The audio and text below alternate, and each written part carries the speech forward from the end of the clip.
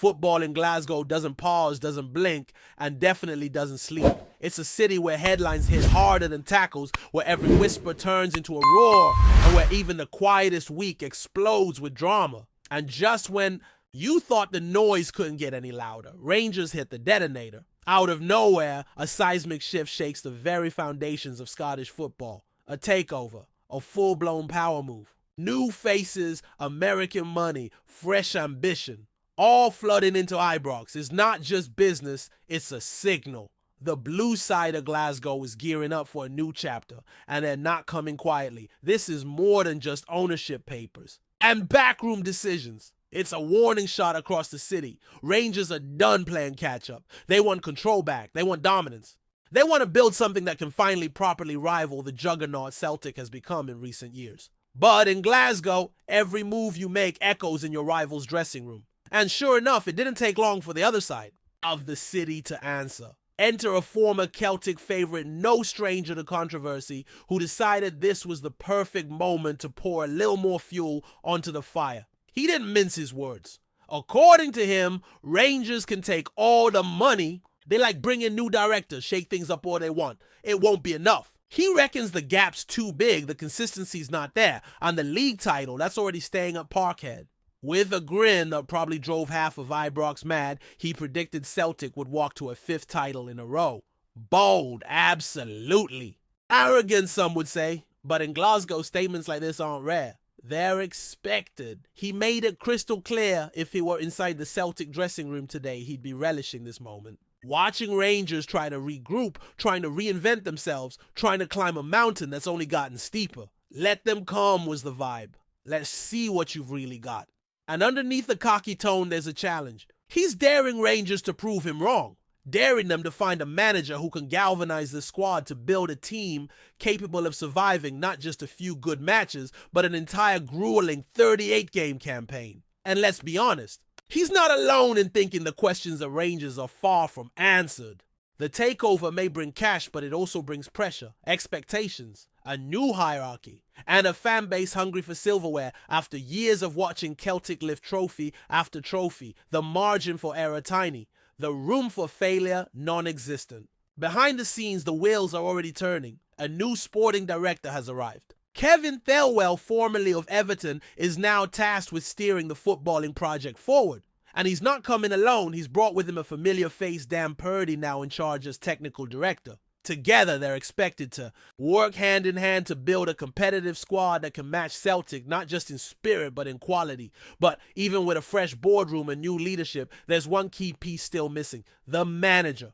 After the departure of Philippe Clement, who never quite managed to find the formula, Rangers are still searching for the man who will define this new era.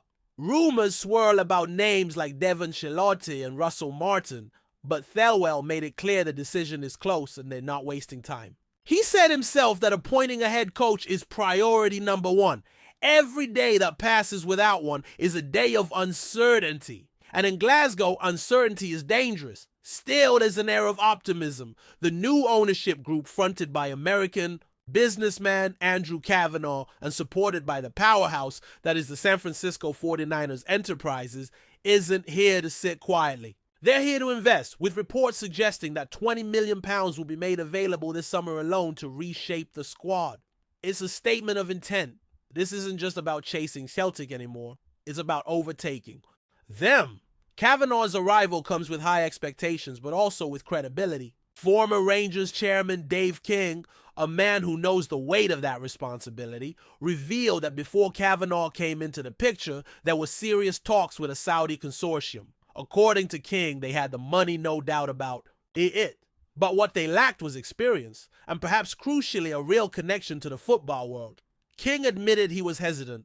He wanted owners who understood the sport, who got what it meant to run a club like Rangers, and who wouldn't just treat it as a vanity project. And that's when Paul Murray stepped in with a call. "You need to talk to Andrew," he said. And after just a few conversations, King was convinced. Here was someone who had not just the financial firepower, but the footballing vision. When the 49ers group came into the fold, that only strengthened things further. King spoke about the perfect blend: financial might, football knowledge, and commercial savvy. He believes this group can deliver all three, and in a city like Glasgow, you need all three, because Rangers aren't just chasing league titles. They're chasing relevance on the European stage. They're chasing memories of the past, of glory nights, of battles under the lights at Ibrox that shook the continent. And to do that, it takes more than good intentions. It takes smart recruitment, it takes leadership, it takes unity, and right now Rangers are trying to build all of that from the ground up. Meanwhile, Clement might not be out of work for long. Reports from the Czech Republic suggest he's set to take over at Sparta Prague, a club in need of fresh ideas after a disappointing finish to their season. His time at Rangers may have ended in frustration, but a new challenge in Europe awaits him. Back in Glasgow, interim coach Barry Ferguson steadied the ship in the final stretch, even delivering a memorable win over Celtic at Parkhead. But he won't be staying on as the permanent boss, and so the pieces continue to move. On one side of the city, a giant rebuild begins. On the other, confidence brims, banners are ready, and the belief that the green side will continue to reign supreme. One thing is certain, with a new season approaching, and with these storylines already simmering, the next Old Firm clash might just explode. As the dust settles around the Ibrox boardroom, and while fans digest the magnitude of the takeover attention, now shifts firmly onto the pitch. The Rangers support has been patient, loyal, and in many ways starved. Starved of silverware, starved of consistency, starved of that ruthless edge that once defined the club.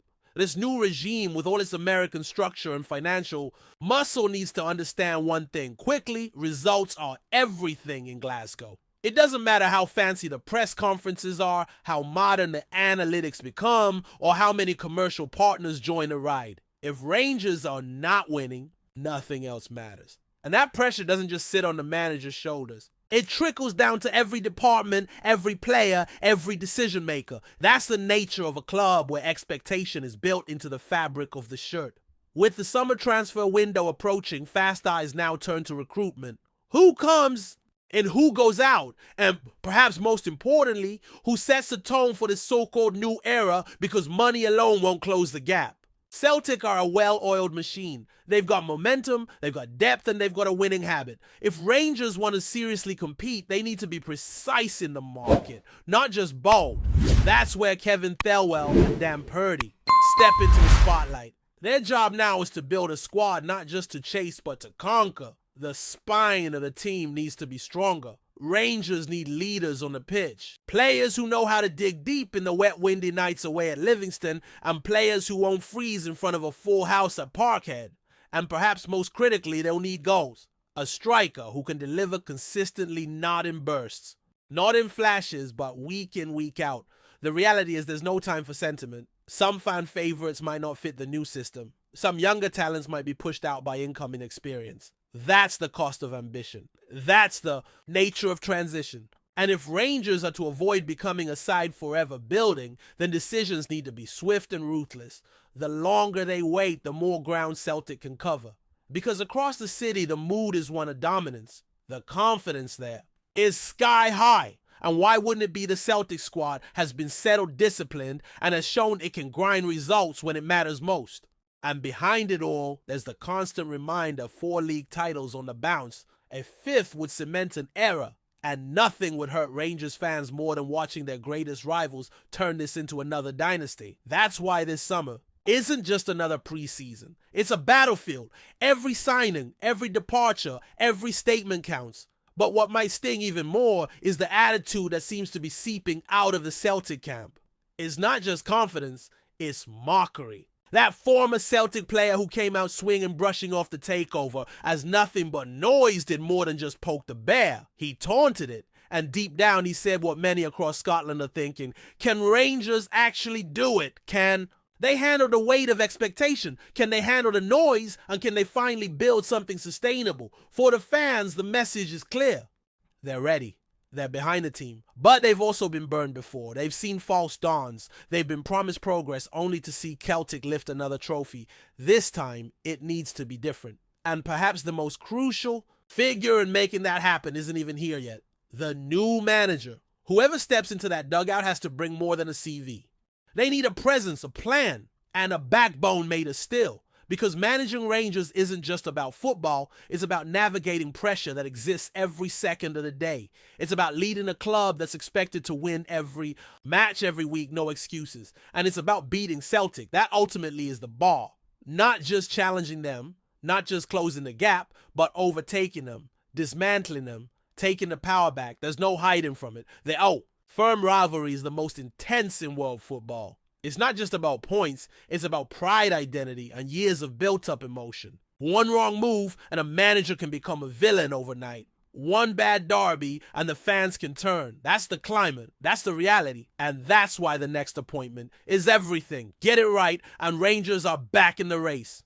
Get it wrong and this new era could fall apart before it even begins. Meanwhile, across the continent, Philippe Clement prepares for a new challenge. Sparta Prague may be a fresh opportunity for the Belgian, but his chapter in Glasgow will always carry a question mark. He never quite cracked the code. He had moments, like that Europa League run and that famous win over Celtic, but ultimately, he fell short when it mattered most. His exit was quiet, almost symbolic of a season that promised much but delivered little. Now Barry Ferguson steps aside too, having held the reins in a caretaker capacity. He steadied the ship. He brought fight. But the club is clearly aiming higher. The search continues, and fans wait impatiently, but hopefully for the next leader of this historic institution. Back in the boardroom, Dave King's words still resonate. His insight into the Saudi bid painted a picture of what could have been.